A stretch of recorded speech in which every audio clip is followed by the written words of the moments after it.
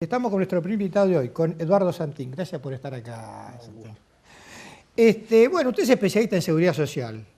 El Congreso ha votado, dentro de un megaproyecto, ¿no? El tema del pago a los jubilados donde ya había sentencia o que por lo menos habían, por vía judicial, reclamado los saberes que se le adeudaban. Está bien decir que una cosa son los que están jubilados, otra cosa es los que están por jubilarse, los que se van a jubilar, y que los niveles de preocupación o no son distintos.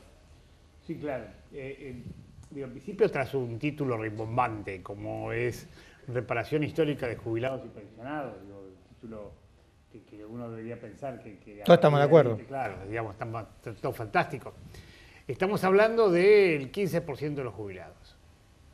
¿Quién son el 15% de los jubilados? Y son aquellos que hoy ya tienen sentencia firme, unos 50.000, unos 350.000 que están en juicio y más o menos unos 650.000 que están, digamos, en condiciones de que no se jubilaron por la moratoria y que su cálculo del haber es anterior a marzo del 2009, que fue cuando se puso en marcha la nueva ley. Estamos hablando de un millón más o menos de jubilados. Así que, digo, el primer dato es que han generado una expectativa fenomenal, yo ando por la calle y la gente me dice, ¿y a mí cuánto me va a tocar? ¿Y cuándo viene el aumento? ¿Y cuándo es esto? Bueno, la realidad es que, es decir, le va a tocar a 1,5 de cada 10. Así que, es decir, el primer dato es que no es para todos, sino para un grupo de jubilados. Un grupo de jubilados que son los que más ganan también. Entonces, digo, desde este lugar me parece que es la primer luz de emergencia que hay que poner. El segundo tema es que el proyecto, a los que ya tienen juicio terminado, digamos que están para cobrar, les quiere proponer pagarle la mitad al contado y la mitad en 3 años. Yo creo que nadie va a agarrar. Digo, ¿no? Si está ya sentencia firme. Yo no me imagino ningún abogado, digamos, que asesora a un jubilado que le va a decir, sí, aceptamos. Es decir, ¿por qué? Bueno, porque, digamos, está en el presupuesto nacional la partida para pagarla hasta 50.000, digamos, teóricamente ya hasta abril vinieron pagando, están liquidando a un promedio de 4.000 sentencias por mes, más o menos. Entonces, digo, sí, por eso, precisamente, ¿se puede liquidar mayor cantidad de sentencias de 4.000 por mes? Bueno, la infraestructura del ANSES hoy es 4.000. El director ejecutivo de ANSES dijo que van a liquidar 100.000. Digamos. O sea, actualmente son 50.000 por año, más o menos. Claro, más o menos. Y la realidad, él dice que va a liquidar 100.000 por mes. Digo, cuando uno habla con las estructuras intermedias del ANSES, dicen, acá no tenemos estructura. Digo, a menos que, es decir, se produzca una revolución dentro del organismo, 100.000 por mes es casi imposible hacerlo. Pero bueno, digo, porque hay que tener en claro, digo, cuando uno dice 100.000 por mes, esto es un acuerdo transaccional, digamos, que lo haría el Poder Ejecutivo a través del ANSES y luego estaría refrendado en la justicia. En cada juzgado, que hay 10 juzgados, deberían firmar 500 acuerdos por día. Imposible. ¿No? Digo, para poner un dato, cuando uno habla de 100.000, digamos, para ponerle, digamos, datos concretos. O sea, clarito, hasta ahora, ¿qué es lo que se viene pagando? Entre 40 y 50.000 por año. Bueno. Va a seguir ese ritmo y si hay 350.000 que hay juicio, por lo menos 7 años va a llevar todo esto. El gobierno decide, digamos, pone en su primer artículo de la ley una emergencia. Siempre es muy llamativo la palabra emergencia. ¿Por qué pone emergencia? No se entiende. Digo, es decir, la realidad es que si está legislado, si están legislando todas las pautas para poder cobrar, no hay emergencia, digo, en principio. Es decir, y aparte acá las emergencias son permanentes. No, y aparte las emergencias dan posibilidad que luego se legisle por decreto. Entonces abre la posibilidad de que, bueno, que no sea caso que el jubilado que ya tiene sentencia firme y no quiere aceptar, es decir, el acuerdo transaccional, le diga, no te pago. Es decir, tengo un problema para pagarte y no te voy a pagar. Así que o aceptás que te lo pague a 3 años, la mitad, o no te pago nada. O por ahí también, en realidad quiero pagarte, no puedo, entonces vendo parte del fondo de sustentabilidad. Bueno, eso es otro paso más. Entonces digo, primer dato, es decir, le van a pagar en cuota lo que tenían que pagar al contado. Segundo dato, aquel que tiene un juicio iniciado y no te lo tiene terminado, pero lleva 4, 5 años de juicio, 6 años, ese señor, es decir, tiene un retroactivo de 5, 6 años, 7 años, 8 años para cobrar. Le quieren pagar como máximo 4. Se está perdiendo la mitad del retroactivo. Entonces digo, es decir, acá hay el segundo dato. Tercer dato, quieren cambiar el índice con el cual se va a pagar. Es decir, la realidad es que los fallos, el IF, digamos, que forman parte de lo que se está discutiendo, es decir, hablan de un índice que es el ISBIC, que es el índice de salarios básicos de la industria y la construcción. Y el gobierno lo cambia en la ley por el RIPTE, que es un índice de salarios de los trabajadores formales. Digo, uno debería decir, son parecidos. No, es la tercera parte, un índice con el otro. Entonces van a perder el tener el 50 y el 70% de lo que iban a cobrar. Lo que también abre una nueva litigiosidad hacia adelante. Porque si yo no me calculás como la justicia dice que tenías que calcularme, es decir, una vez que me pagaste yo empiezo de nuevo. Entonces, es decir, digamos, es una fábrica de la industria del juicio. Y la industria del juicio, a diferencia de lo que dicen los funcionarios, no la generan los abogados. Yo soy ingeniero, así que estoy exento de esta cosa, pero la genera el Estado, es decir, legislando de esta forma. Digo, y para completar este paquete macabro, digo, porque la realidad es, bajo un buen título, hay un montón de cosas que son complejas, lleva la jubilación de las personas que no tienen aportes. ¿Qué es lo que pasó en la Argentina? En la Argentina hubo un proceso que se inició allá, digamos, en los últimos 10, 12 años. Primero recuperó los mínimos. Ustedes deben acordarse que el mínimo estaba en el gobierno de la Rúa en $150, que eran 150 pesos. En el gobierno de Duhalde, en $75, porque si bien Duhalde lo llevó a 200 pesos, devaluó, pero estaba en $75. Hoy está en $360.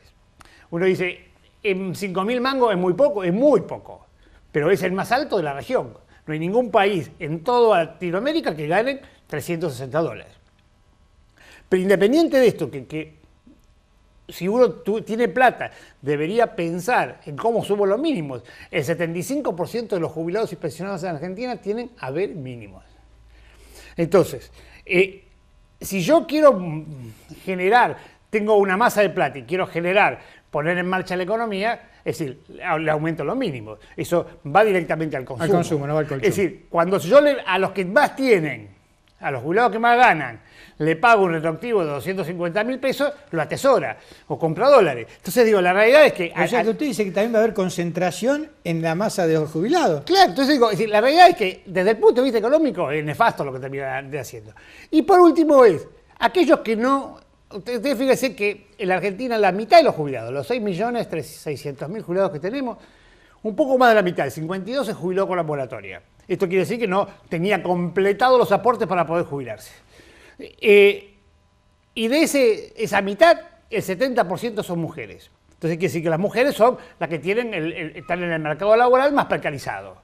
Entonces, digo, desde ese lugar específicamente, es decir, se hace que un mecanismo que eleva la edad de la mujer a 65 años para poder jubilarse sin ningún tipo de aporte. Entonces dice, no, vamos a prorrogar la moratoria. Falso. Porque prorrogan la moratoria, pero no prorrogaron la fecha de corte. ¿Qué quiere decir esto? Una mujer puede, es decir, meterse en la moratoria desde el momento que cumplió 18 años hasta los 60 años. Hasta que se jubile. De los 18 años a diciembre del 2004, que es donde cierra la moratoria. Ya una mujer que nació este año, ahora, es decir, no le dan los 30 años. Le están faltando 4 o 5 meses. Pero como no corrieron la fecha en la ley, no se van a poder jubilar las mujeres que no tienen aportes a partir del 2004. Entonces, por tanto, es decir, condiciona fuertemente esto. Y genera una pensión universal, que es el 80% de la mínima. Digo, estamos diciendo que la mínima es el piso de subsistencia en Argentina, 5.000 pesos, el piso de subsistencia para un jubilado. Bueno, el nuevo proyecto, en vez de ser 5.000, es el 80% de los 5.000. Y al revés, digamos, o sea, son 1.000 mangos menos, ¿no? Así son 4.000.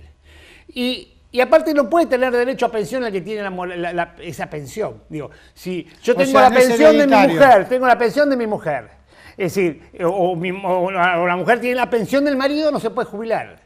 Entonces, es decir, la realidad es que Es decir, es un proyecto de lo más restrictivo desde el punto de vista. En vez de seguir avanzando, como se venía avanzando, en garantizar y ampliar los derechos para que la gente tuviera más derechos desde el punto de vista de los jubilados, en realidad este proyecto lo que hace es restringir.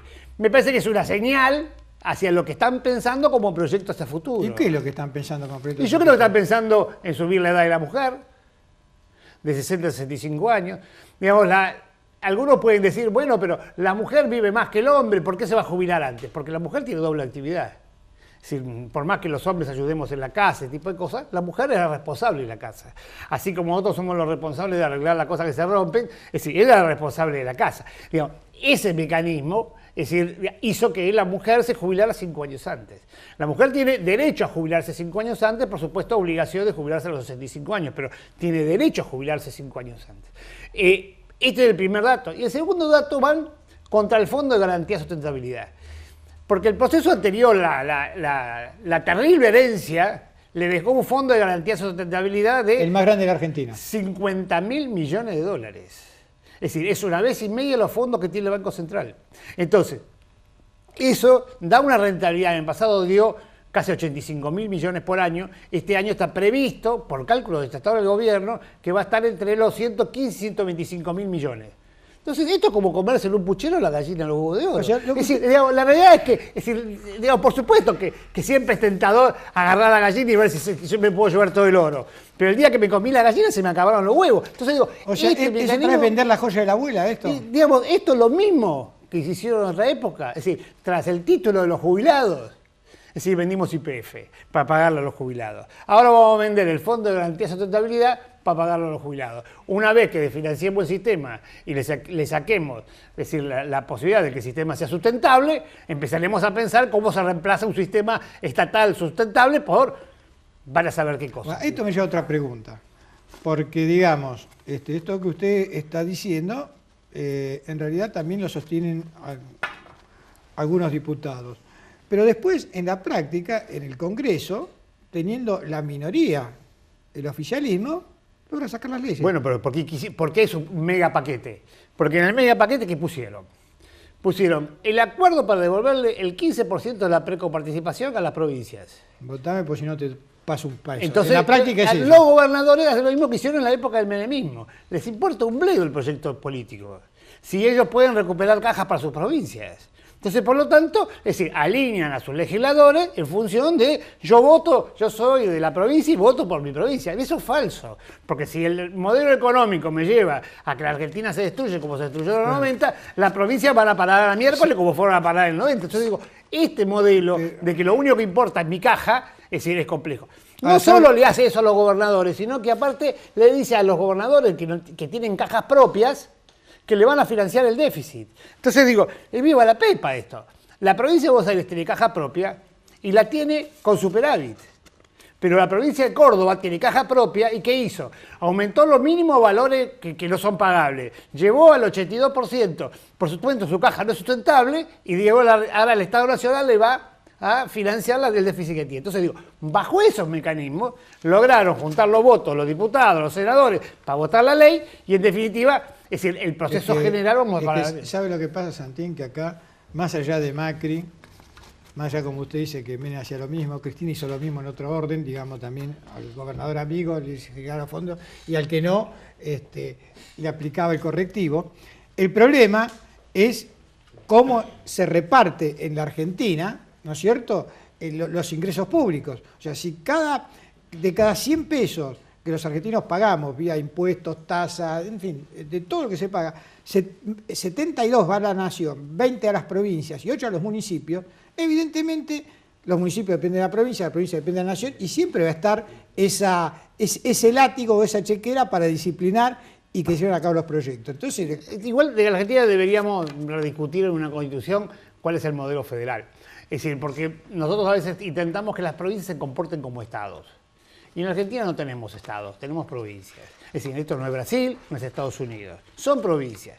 Por lo tanto, es decir, hay un poder ejecutivo, un poder nacional, digamos, muy fuerte que concentra gran parte de las decisiones. Digo, Los 6.600.000 jubilados viven en todas las provincias y se hace cargo del gobierno nacional. Esa es plata que reciben todos los gobernadores, es decir, a través de una vía indirecta. Digo, para poder decir, digamos, como un mecanismo. Entonces, es decir, la realidad es que no siempre, digo, porque los gobernadores son administradores. Es decir, la realidad, los que definen las políticas generales son los presidentes de la República. Santín, vamos al mensaje de los televidentes. Mario de Santos Lugares dice que hay muchos paraguayos, bolivianos, etcétera, que vienen a jubilarse de Argentina. ¿Es posible esto? No, no es posible. Digo, ¿por qué? ¿Por qué no es posible? Digo, porque, es decir, la realidad necesitan tener 30 años de aporte antes de diciembre del 2004. Así que, digo, tuvo que haber entrado a la Argentina antes del 74. Es decir, si el tipo tuvo de la Argentina del 74 en adelante, mi vieja era gallega, digamos, y vino acá a los 10 años. Entonces, digo, la realidad es que hizo toda su vida en la Argentina, estudió, tuvo hijos, familia. Si un paraguayo, un boliviano, o lo que sea, digo, no digo, porque a veces discriminamos, parece que los vecinos son menos valiosos que es decir, los que venían de Europa. Pero digo, si viene a hacer su vida acá. Si viene acá, viene a trabajar a sus esfuerzos del país, pues, digamos, y cumple con las condiciones que cumple la ley, digamos, por supuesto se puede jubilar. Carmen de Caseros, ¿qué pasa con las mujeres que no tienen 30 años de aporte? Bueno, esto lo he explicado recién, digamos, una mujer que no tiene los 30 años de aporte, la que tiene los 30 años de aporte no va a tener ningún problema, la que tiene 12 años de aporte no hay problema. El problema en la Argentina es que un tercio de los trabajadores, digamos, de la población económicamente activa no aporta, está en negro. Entonces, digo, es decir, está fuera del sistema. Entonces, toda esa parte no se puede jubilar. Entonces, es decir, si yo no genero condiciones de inclusión específicamente a ese sector de la sociedad, hoy la Argentina tiene el 98% de los hombres y mujeres en edad de jubilarse jubilados. Tenemos la tasa más alta, por supuesto, de toda América, y estamos a niveles de los países del primer mundo. Entonces, digo, la realidad es que que es un beneficio fenomenal de la Argentina, digo, porque el Estado siempre se hace cargo de los viejos, de alguna u otra forma. O se hace cargo a través de una estructura que le da dignidad al propio adulto mayor, cobrando su haber todos los meses, o se hace cargo pagando un comedor, un geriátrico. Digo, en algún lado lo va a tener a ese señor para atenderlo. Entonces, es mucho mejor darle dignidad a través de su jubilación que tenerlo pidiendo en una sala, en un comedor, en un hogar, digamos, ese tipo de cosas que, digamos, realmente atentan contra su propia capacidad, ¿no? Carlos de Merlo, aquellos que tienen planes sociales hace varios años, ¿se pueden jubilar? Hay planes sociales que hacen aportes y hay planes sociales que no. Digamos, son distintos, pero es decir, en general los que tienen planes sociales saben, digamos, depende del cuál tienen, digamos, las cooperativas de trabajo, por ejemplo, tienen, digamos, aportes. Elena de Palomar, ¿qué va a pasar con el PAMI? ¿Dónde van a meter a todos? La realidad, digamos, el PAMI es la mayor obra social de la Argentina y es la que regula el precio de la salud en la Argentina. En la que debe regular el precio del medicamento, en la que debe regular los precios de los costos de la salud. Si hay vocación para eso, ha habido administradores del PAMI en la Argentina que lo han hecho. Hay administradores del PAMI, como los actuales, es decir, que terminan negociando con la industria farmacéutica. Entonces digo, una cosa es, si el PAMI se planta, es decir, la industria farmacéutica se funde. Entonces, digo, es decir, y la industria farmacéutica en la Argentina es muy poderosa, todos lo sabemos. Es decir, Ilia, que se cumplen 50 años, ahora el 28, de su derrocamiento, no cayó por ser honesto. Cayó por pelearse con los laboratorios, cayó por pelearse con las empresas petroleras, cayó por pelearse con las corporaciones. Es decir, ese Ilia es el que yo quiero y el que reivindico. A mí una vez se dice que un ministro de salud tiene dos opciones, o arregla con los laboratorios o está con la gente. Sí, aparte digo, pero el PAMI es el instrumento para eso.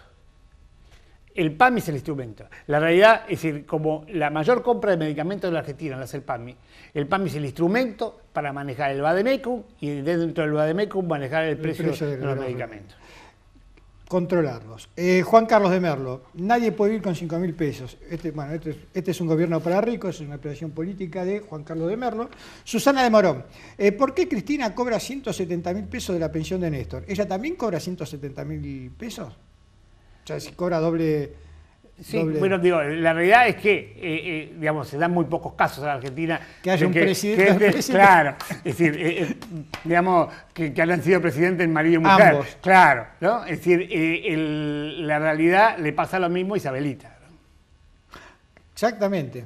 Y con Isabelita nadie se mete. Pero digo, pero la realidad... Ahora estuvo 5 años presa. No, está bien, pero digo, pero ahora, digamos, cobra lo mismo Isabelita. Es decir, y a nadie le llamó la atención. Digo, la realidad es que digamos, está basado en los presidentes tienen una pensión honoraria específicamente. Digo, nosotros valorizamos muy poco a los presidentes, a cualquiera de los presidentes. Es decir, alguien que ha sido presidente, ha sido electo y ha tenido la mayoría de la sociedad argentina, después nos puede gustar más o menos lo que hizo. Digo, y lo volvemos a votar o no lo volvemos a votar. Pero en definitiva, es decir, valorar como valoran otros países a sus expresidentes, en Argentina se los ningunea bastante, ¿no? Que incluso, más allá de que no sean presidentes, le siguen llamando presidente. Exactamente. Gracias por haber venido. Dale.